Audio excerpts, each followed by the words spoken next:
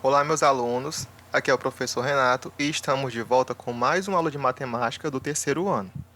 Hoje, na nossa segunda aula do quarto período, nós vamos continuar o estudo da estatística, só que dessa vez vamos nos concentrar um pouco mais sobre as tabelas de frequência, que nós vimos um pouco na aula passada, tá? Então, vamos à nossa aula de hoje.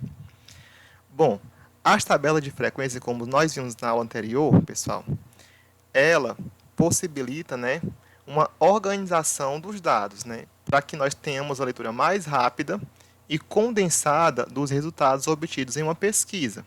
Porque eu vou fazer a pesquisa com várias pessoas, vou saber várias variáveis, né? Então, para cada variável dessas, eu crio uma tabela, para que eu possa ver um resumo daquilo que eu consultei, tá certo? Nessas tabelas, né, para cada variável estudada, contamos o número de vezes que cada um de seus valores ocorre. Esse número obtido é chamado de frequência absoluta. Por exemplo, 10 pessoas brasileiras, 5 pessoas americanas. São valores, né, que eu estou apontando para cada um deles a sua frequência absoluta. Já a frequência relativa é a razão entre a frequência absoluta de cada valor e o número total de dados, né? Se eu vou ver um total de 100 pessoas, cada frequência eu vou dividir por 100, tá? E lembrando que isso aqui pode ser em porcentagem, fração ou decimal, a frequência relativa. Aí, gente, eu tenho aqui um exemplo de uma tabela de frequência que mostra o estado civil de alguns alunos de uma academia. Nós vamos aqui observar algumas características e relembrar aqui alguns conceitos.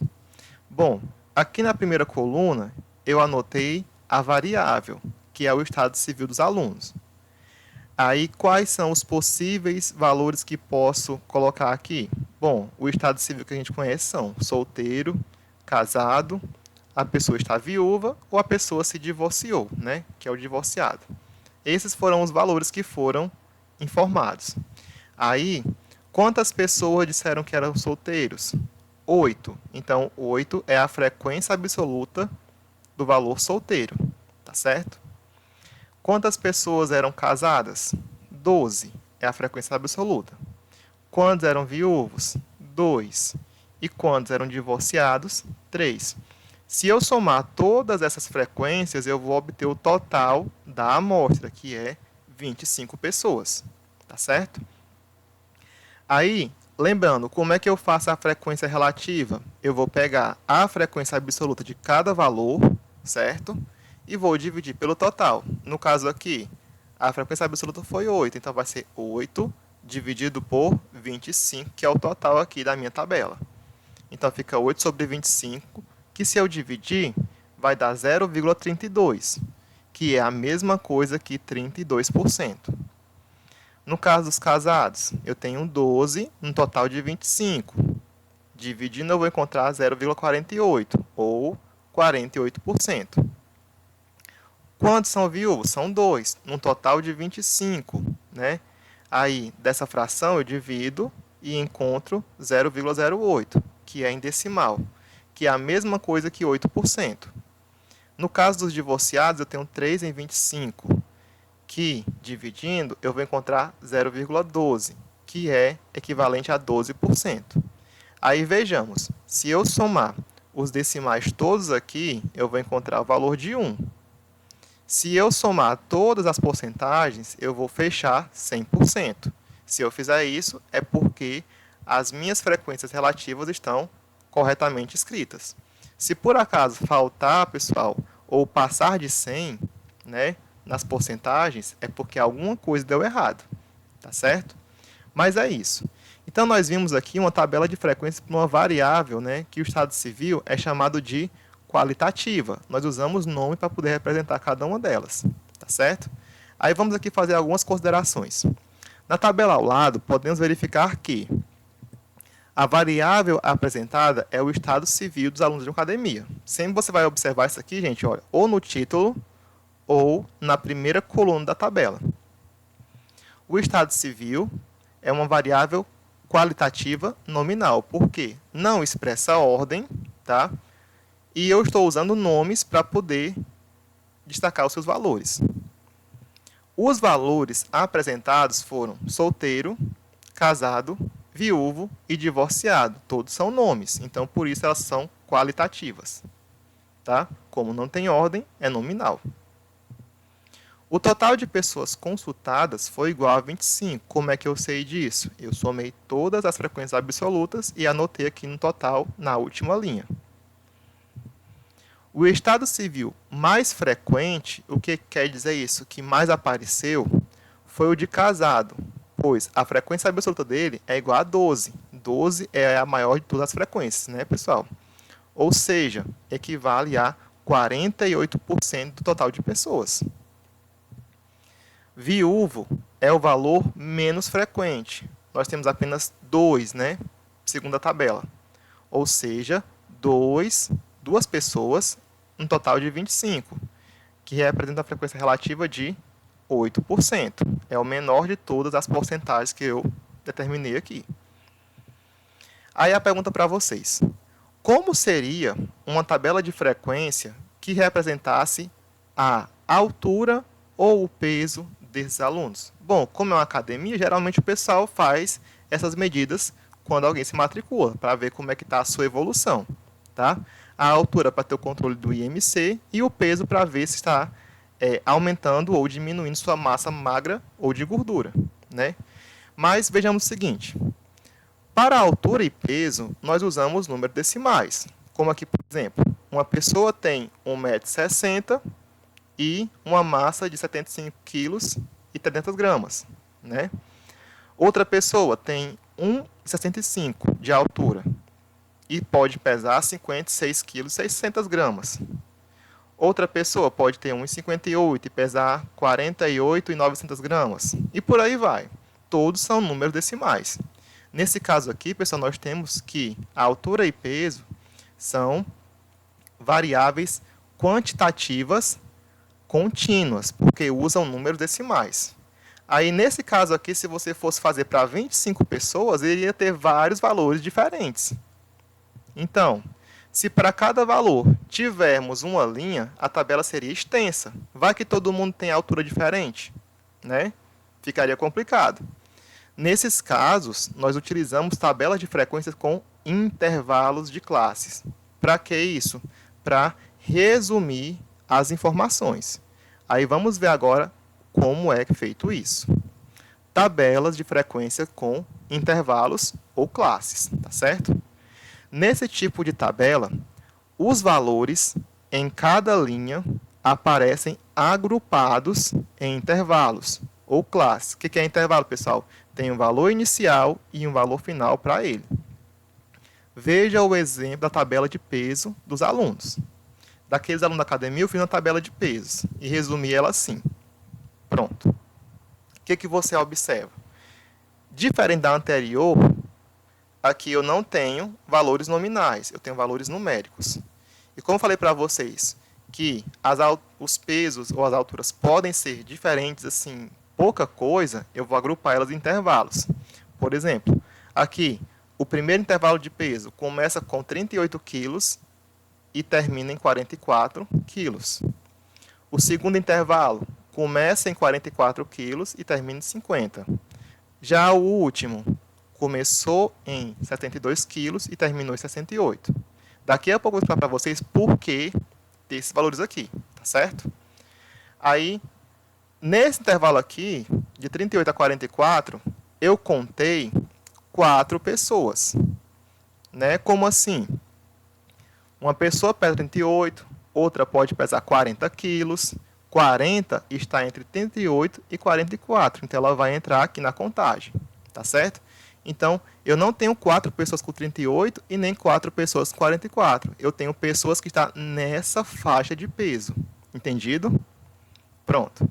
E eu fiz a contagem para os demais intervalos, né? Como eu tinha várias pessoas, eu fui anotando uma por uma. E depois eu anotei aqui a sua frequência absoluta e calculei a relativa, dividindo cada uma pelo total. Tá certo? Continuando aqui. O valor inicial do primeiro intervalo, no caso aqui o 38, é o menor valor apresentado na amostra. Pronto. Por que começou em 38? Porque a pessoa de menor peso tinha 38 quilos. Entendido? O valor final do último intervalo é o maior valor visto na amostra ou próximo dele. Pronto, aqui terminou em 68 quilos. Então, a pessoa que tem o maior peso de todos eles lá, ou tinha 68, ou alguma coisa próxima a isso. Por exemplo, 65 quilos, 67 quilos, mas que seja próximo de 68. Entendido? E ela entrou nesse intervalo aqui. Tá? Continuando aqui, pessoal, a nossa análise. A diferença entre o maior e o menor valor é chamado de amplitude total da amostra. Como assim?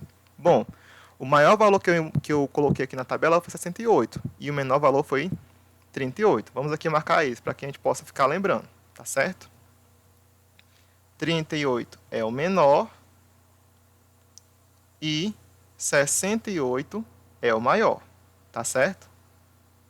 Aí, se eu for calcular a diferença deles, 68 menos 38 dá 30. Isso quer dizer que a diferença de peso do maior para o menor é de 30 quilos. Entendido? E esses 30 quilos eu chamo de amplitude total da amostra, que é a maior diferença entre eles. Ok? Essa tabela foi dividida em 5 intervalos. 38 a 44, 44 a 50, 50 a 56, 56 até 62 e 62 até 68. Pronto. Por que eu dividi em 5 intervalos? Né? Porque era uma faixa de peso que ficava fácil de representar. Poderia ser em mais ou poderia ser em menos, mas vai de acordo com a necessidade. Tá certo? Cada classe possui a mesma amplitude relativa. Como assim?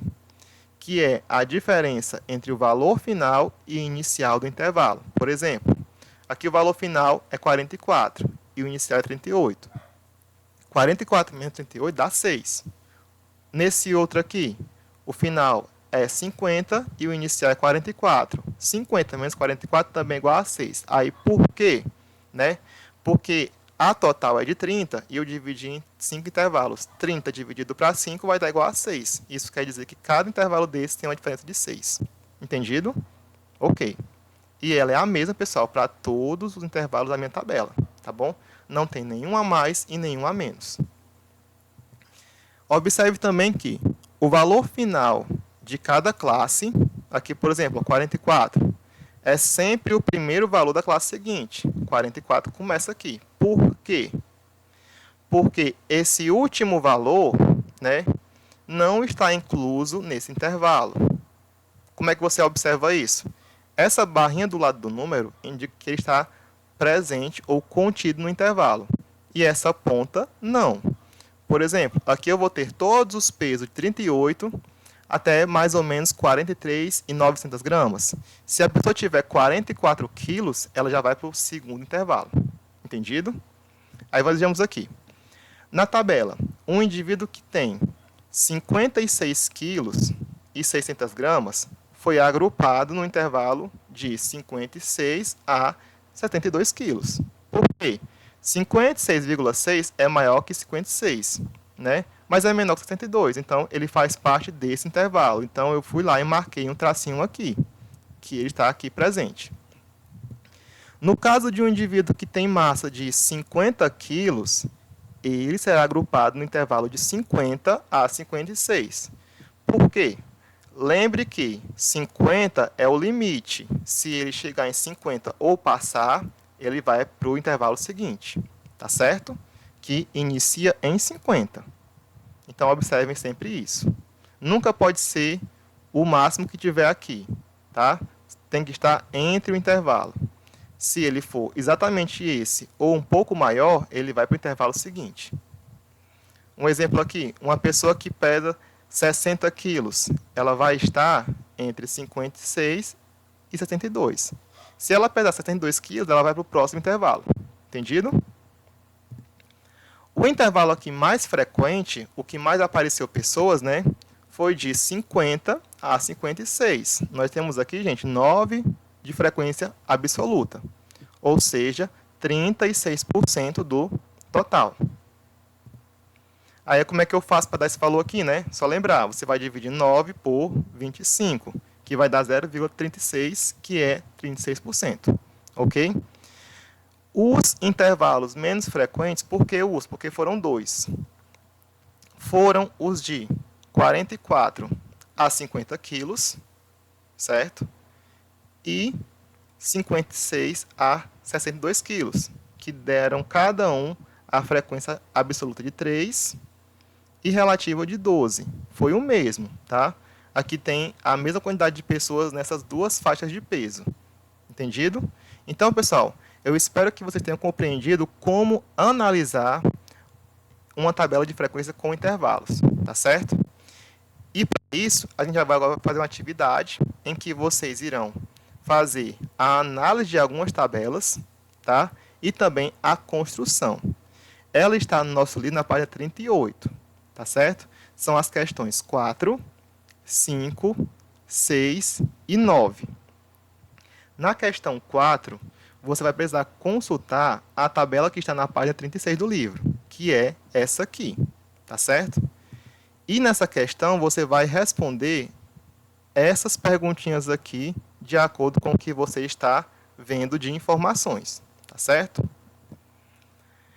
A quinta questão pede para que você elabore no caderno a tabela de frequência da variável desempenho em matemática, de acordo, pessoal, com o que vocês também vão ver na mesma tabela da página 36, tá certo? Que é aqui, olha, a última coluna. Os desempenhos são ótimo, bom, insuficiente, regular e eles se repetem, tá? Cada repetição é a frequência absoluta deles.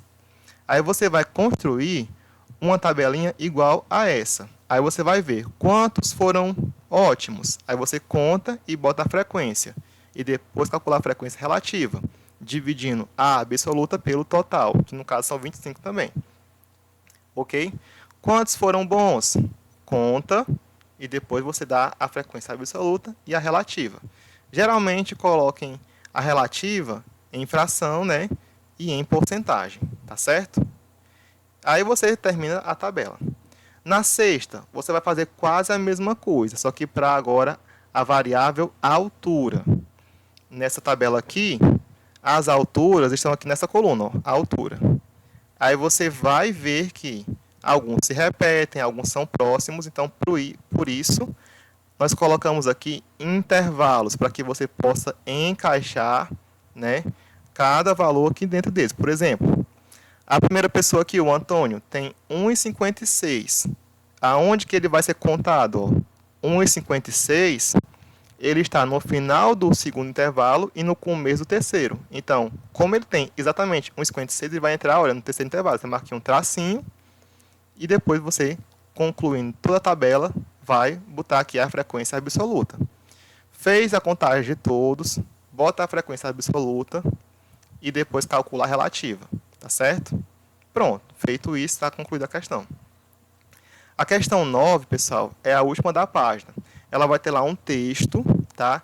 Que você vai apenas ler, vai ver algumas tabelas abaixo, aí você vai só consultar isso aqui para poder responder esses itens, tá certo? De acordo com a leitura do texto e das tabelas. Só isso.